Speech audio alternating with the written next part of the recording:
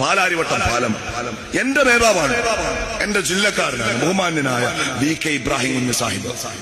അദ്ദേഹത്തെ വേട്ടയാടി ലേക്ക് ഷോർ ആശുപത്രിയിൽ രോഗം ബാധിച്ച് ആശുപത്രി കിടക്കയിൽ കിടക്കുന്ന ഇബ്രാഹിം കുഞ്ഞിന്റെ രോഗശയ്യക്കടുത്ത് പിണറായി വിജയന്റെ വിജിലൻസ് പോയി അറസ്റ്റ് ചെയ്തു. എന്നിട്ടോ ആ വയസ്സുകാലത്ത് ആ പാവപ്പെട്ട മനുഷ്യനെ, രോഗിയെ ആശുപത്രിയിൽ നിന്ന് ജയിലിലേക്ക് കൊണ്ടുപോകും എന്ന് പറഞ്ഞു.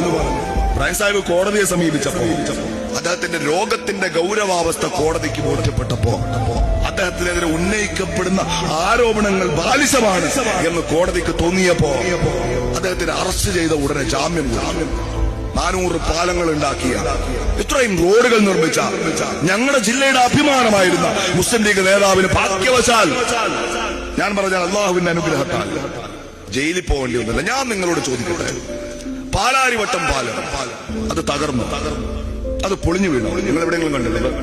ഇവിടെ സിമന്റ് ഇല്ല, കമ്പിയില്ല, ട്രോളുകൾ കുറെ വന്നു, ആളുകൾ കുറെ പരിഹസിച്ചു. എന്നിട്ടോ ആ പാലം പൊളിഞ്ഞോ? അത് തകർന്നോ? അതിന് ബലക്ഷയമുണ്ടോ എന്നറിയാൻ ആ പാലത്തിന് ഭാരം കയറ്റണം, ആ പരിശോധന നടത്തണം. ഇവരാ പരിശോധന പോലും നടത്തിയിട്ടില്ല. ഇവര് 2 കാര്യങ്ങൾ ചെയ്തു. ഒന്ന്, പാലാരിവട്ടം എന്ന് ലോകം മുഴുവൻ പ്രചരിപ്പിച്ചു. 2 കള്ളക്കേസ് ഉണ്ടാക്കിയ പാവപ്പെട്ട മനുഷ്യനെ അറസ്റ്റ് ചെയ്ത് ജയിലടക്കാൻ ശ്രമിച്ചു. മൂന്നാമത്തേതോ ആ പാലം ഇവരെ പുനർനിർമ്മിച്ചു.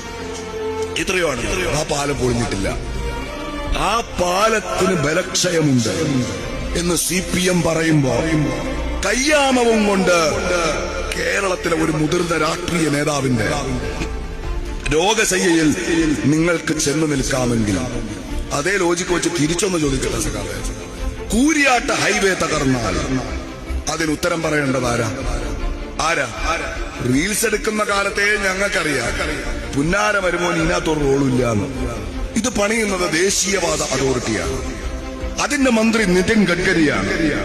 ഈ ഇന്ത്യയിൽ എവിടെ നിർമ്മിക്കപ്പെടുന്ന റോഡിന്റെ പേരിലും ഈ രാജ്യത്തെ പാവപ്പെട്ടവന്റെ 1 രൂപ നികുതി പണം നഷ്ടപ്പെട്ടാൽ അതിന് നിതിൻ ഗഡ്കരി എന്ന BJP നേതാവ് ഓഡിറ്റബിൾ ആണ്, അക്കൗണ്ടബിൾ ആണ്. ജനാധിപത്യം.